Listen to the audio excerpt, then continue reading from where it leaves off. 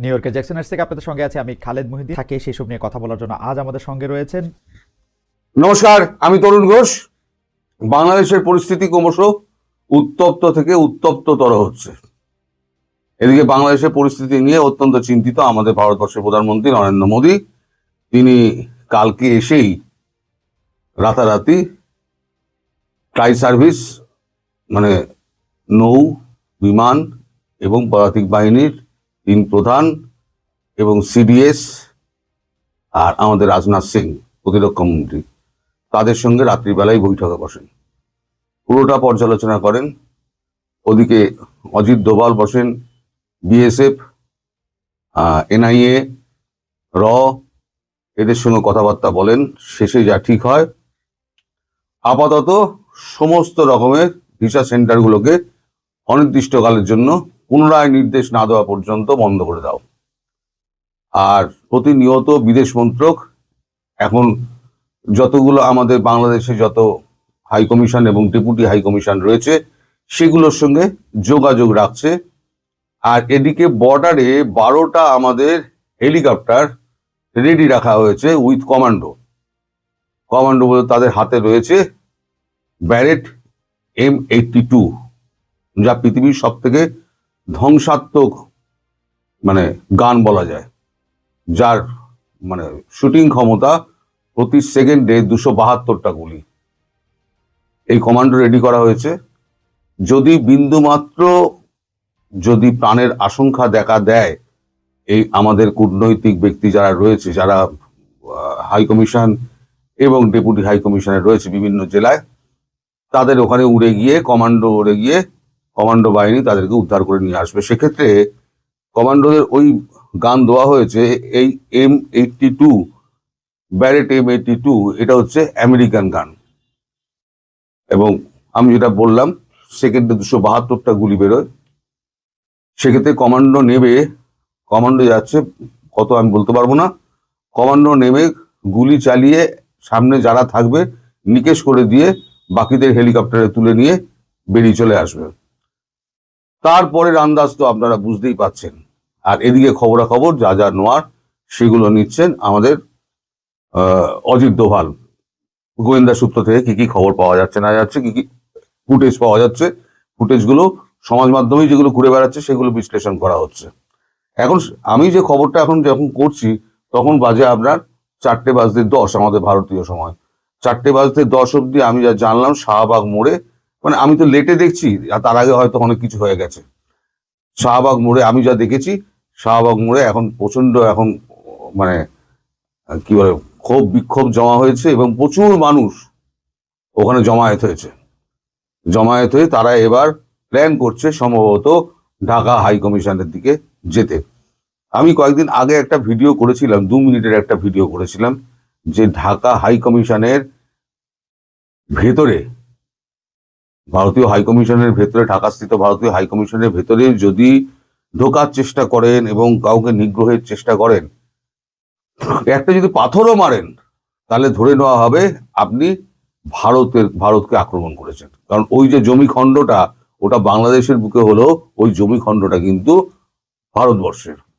তাহলে ভারতবর্ষের জমিখণ্ডে একটা ঢিলও যদি আপনি মারেন, তাহলে ধরে নেওয়া হবে সেই ঢিলটি এসে গোটা ভারতভর নয়াদিল্লিতে পড়েছে।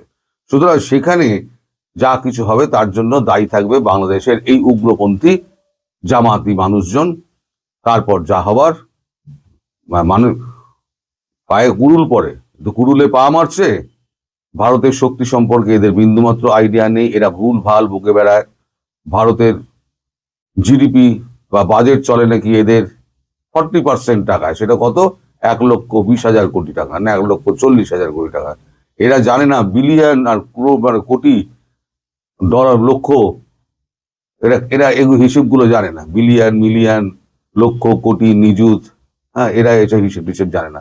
মাদ্রাসার ছাপ এখন বলা হচ্ছে সে নাকি ঢাকা বিশ্ববিদ্যালয়ের ছাত্র, মাদ্রাসা থেকেই গিয়েছিলেন। এর জন্য দায়ী তো শেখ হাসিনা। আজকে বাংলাদেশের জন্য এই যে দায়ী, তার জন্য শেখ হাসিনাই দায়ী। আমি তো করবো শেখ হাসিনাকেই দায়ী। তো যাই হোক, সে আলোচনা এখন করার দরকার নেই। এখন বর্তমানে যা পরিস্থিতি, তাতে অনেকেই ভাবছেন যে ভারত এত প্রতীক্ষা করছে কেন, অপেক্ষা করছে কেন। ভারত সঠিক সময়ের জন্য অপেক্ষা করছে, যেখানে ভারতের ভেতরে বাংলাদেশে আক্রমণ করলে ভারতের ভেতরে এবং বহির্বিশ্বে যাতে কোনো ভুল বার্তা না যায় যে একটা ছোট দেশকে এইভাবে আক্রমণ করা হলো। এবার যখনই বৃহৎ দেশগুলো, ইউরোপিয়ান ইউনিয়ন বলুন, আর ইউরোপিয়ান ইউনিয়ন তো সকালবেলা ভেঙে গেছে, ইউএস ভেঙে গেছে, ইউকে ভেঙে গেছে, তো যারা যারা ভেঙে যাচ্ছে তারা তো কানাডাও চলে গেছে, যারা যারা ভেঙে যাচ্ছে তারা অবস্থা বুঝেই ভেঙে যাচ্ছে। তারা বুঝতে পারছে এখানে থাকা আর মানে সম্ভব নয়।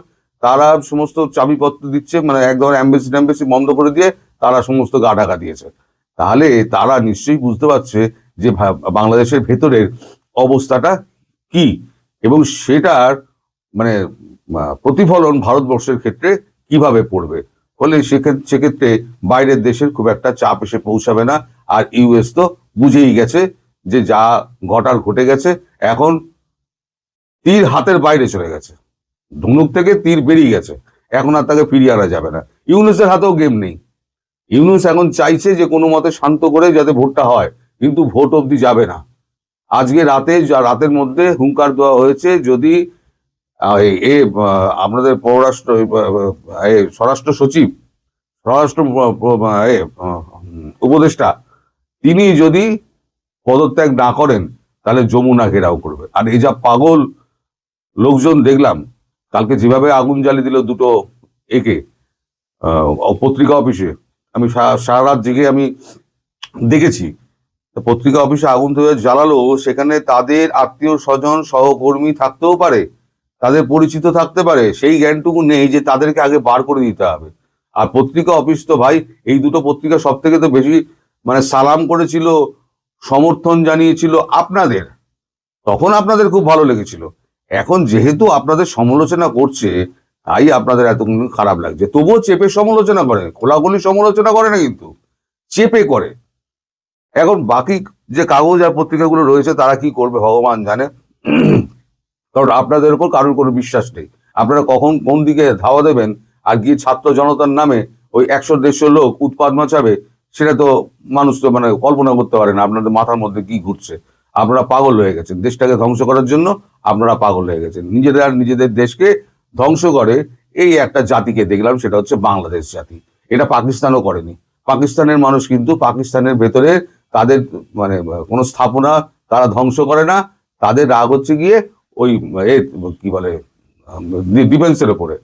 তারা যা উৎপাত করে পিটিআই ডিফেন্সের ওপর করে, পিটিআই ছাড়া আর কেউ এখনো পর্যন্ত করেনি। ইমরান খানকে অ্যারেস্ট করার পরই একবারই করেছিল। তো এখন ভারতবর্ষের এই যে মানে প্রস্তুতি, সেই প্রস্তুতি কিন্তু খুব ভাবাচ্ছে। মানে একটা ঢিলও যদি পড়ে তাহলে পরে কিন্তু এখানে হেলিকপ্টার গুলো উড়বে, উড়ে গিয়ে ওখানে কমান্ডো নামবে, ওদেরকে তুলে নিয়ে চলে আসবে। তারপরেতে আমাদের এখানে সৈন্য রয়েছে, তখন বুঝে নেওয়া যাবে আপনাদের কত দম, আর ভারতবর্ষকে কতটা আপনারা ওইখানে 7 সিস্টার নিয়ে নেন, তখন বুঝে নেওয়া যাবে।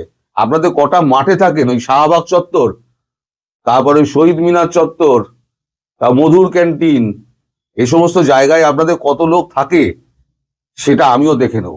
আর একটা কথা শুনে রাখবেন, এবার যদি ভারত ঢোকে তাহলে আগামী 1.5 বছর 2 বছরের আগে কিন্তু বেরোবে না। আমি বহু আগে বলেছিলাম, ভারত যদি একবার ঢোকে তাহলে 1.5 থেকে 2 বছরের আগে ভারত বেরোবে না ওখান থেকে, ওখানে গেড়ে বসে থাকবে।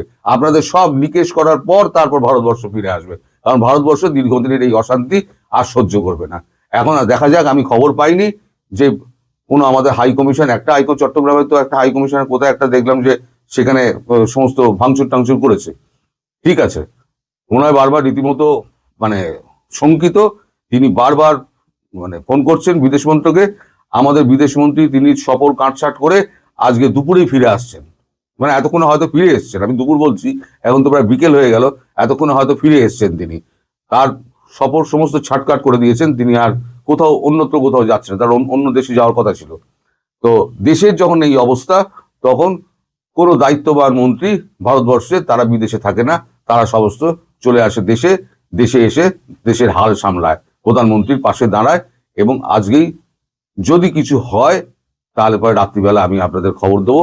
তবে আপনাদের ওপরওয়ালার কাছে আপনারা প্রার্থনা করুন যেন এই সমস্ত কাজগুলো যেন এই আপনার আমাদের হাই কমিশন, ডেপুটি হাই কমিশনের ওপরে যেন চড়াও না হয়, আর তাদেরকে যেন মারধর না করে। যদি করে তাহলে পরে আপনাদের দেশের লোকের কপালে কিন্তু অনেক দুঃখ আছে। সেখানে কে আওয়ামী লীগ আর কে তখন বাছাবাছি তো তখন হবে না, বাছাবাছি তো তখন পরে হবে, কারণ এরা কাউকে চেনে না।